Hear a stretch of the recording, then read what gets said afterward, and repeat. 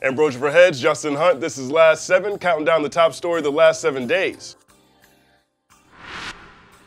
We have to start off this week with a major salute to Common Sense from Chicago. He just became the first rapper to take home an Oscar, a Grammy, and now an Emmy. 119,000 of y'all shared this story. Com won his first Primetime Emmy Award for co-writing Letter to the Free. That was a collaboration with Robert Glasper that appeared on Ava DuVernay's The 13th, which is powerful. If you haven't seen it, punch yourself in the face. But Letter to the Free took home Outstanding Music and Lyrics. Collaborating with Ava appears to be good for Com. In 2015, Glory, which he wrote with John Legend and Rhymefest, took home an Oscar for Best Original Song. That track appeared on Selma, which was also directed by Ava DuVernay. He told Deadline, "Anytime I get a chance to work with Ava DuVernay, it leads to something positive, something strong." Along with the Emmy Award and the Oscar, Com also has 3 Grammy Awards. He took home one for Love of My Life with Erykah Badu, another for Southside with Kanye West. That's a slept-on classic track. Check that one out. And he got one for Glory as well. Congratulations again to you, Common. Which rapper do you think will be the next to pick up that hat trick? My money's on Donald Glover. New music alert, Lil Dicky Game, Rapsody, it's all happening. Now, Rapsody's next project, Layla's Wisdom, arrives this Friday. Last week, she unveiled the undeniable You Should Know featuring Busta Rhymes. 6 minutes and 17 seconds of flame emojis. Roll the clip. No, I'm possibly the best they ever seen. Yeah, I'm possibly the best you ever seen. Young goo yelling, I should rippity rap more. I'm known to black out, y'all resemble the Oscars. Ew, word up. Now the beat flips completely at the end. Busta Rhymes Shop. Make sure you check that track out. Also this week, Lil Dicky released a surprise EP called I Am Brain, performed by his brain alter ego. How Can You Sleep featuring Game is absolutely must-listen music. Both MCs bring the relentlessness. Here's a clip from Jayceon Taylor. How many bitch-ass rappers I gotta slap today? Put on World Star even though Q passed away. Pull a 38 out of my pocket and then cock it. Leave a nigga on the island like he in Castaway. Yo, Game deserves way more credit. Lil Dicky too, but definitely Game. Is he a GOAT contender? Greatest of all time? Potentially status at this point? I think so. Am I crazy? Let us know.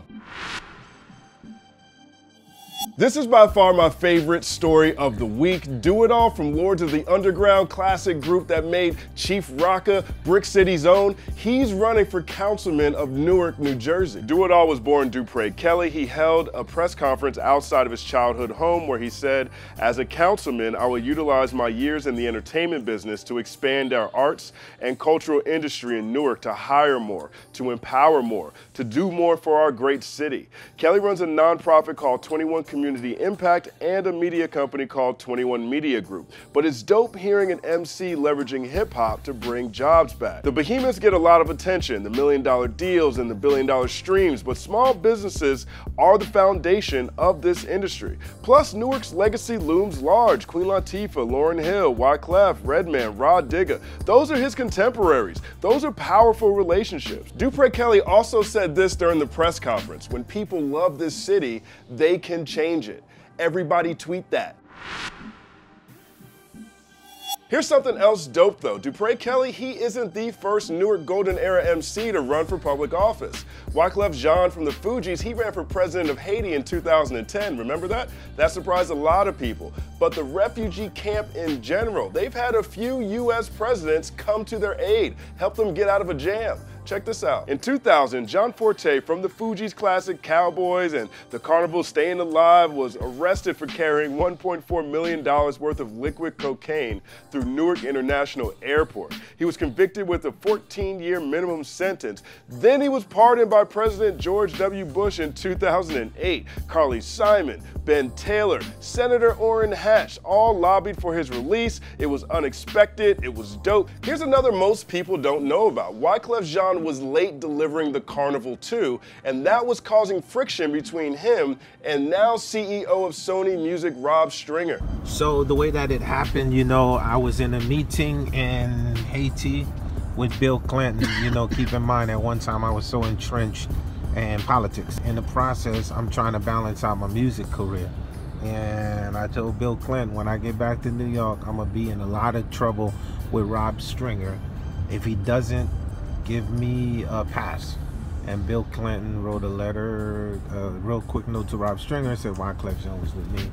And then that's how we got it to Rob Stringer. And that was the vibes. In a separate conversation ahead of this week's The Carnival 3, Clef described the culture, the refugee camp culture that creates these presidential connects. These ain't even Obama. I don't know, I could probably tell y'all a secret, just so y'all understand the mindset of a Fuji. When someone is making their first $1 million and they thinking about what car they gonna get, my first $1 million, I'm thinking about, if I don't like a government, how I'm gonna use that $1 million to build up the ghetto and the community so they could rise and get a better mayor. You know what I'm saying to you? How I would just take the gangs and organize them. So that's like that thinking. So so at the end of the day, certain politicians gonna respect that, right? Because that's coming from the real high level of thinking. Because I said, I ran for president of a country. Now that's gangster. Because now the people who are fighting me, I can't see them. It's like I call it the invisible darts. But now I'm taking this hit for my people. So those that are in tune, they still respect that. Wyclef's The Carnival 3 is out now. Make sure you give that a listen. Also, the full interview, the full conversation is available right here on the AFH channel. Check that out. He's talking about country music and gangster rap. It's all happening. We tackled the NFL struggle ratings and unfriendly game this weekend. If you missed that piece, make sure you check it out. But the conversation centers around Masta Ace's decision to boycott the NFL because it appears to be blackballing Colin Kaepernick. Now, last July, Masta Ace gave an exclusive statement to AFH explaining why he decided to boycott. Check that out, links in the description. We followed up with Ace this weekend for that piece. Now, this is 2 months later. Here's what he told us. The NFL believes if they just ignore us, we will eventually give up our convictions in favor of their product. As an avid football fan for nearly my entire life, I am insulted by their attempt to mute our collective voices in an effort to marginalize us even further in the eyes of American society. This has become bigger than one player's right to have a job. The NFL and its owners aren't willing to take a stand against the killings of unarmed people of color by police departments when their league wouldn't exist without those same people of color. I'm in this for the long haul. Hashtag boycott, hashtag resist. Also this weekend, tensions exploded in the St. Louis area once again. Protesters hit the streets angry over the acquittal of ex-police officer Jason Stockley, a white cop on trial for murder in the shooting death of 24-year-old Anthony Lamar Smith. Now this was 3 years ago. The St. Louis metro area continues to be a hotbed. Officer Darren Wilson was acquitted of killing Mike Brown in 2014. More than 80 people were arrested last weekend. These are the type of issues that prompted Colin Kaepernick to take a knee that inspired Masta Ace and others to boycott the NFL this season. Where are you on this? What's your take? Let us know in the comments section. For Ambrosia for Heads, I'm Justin Hunt. This is Last 7, counting down the top stories of the last 7 days. See you next week.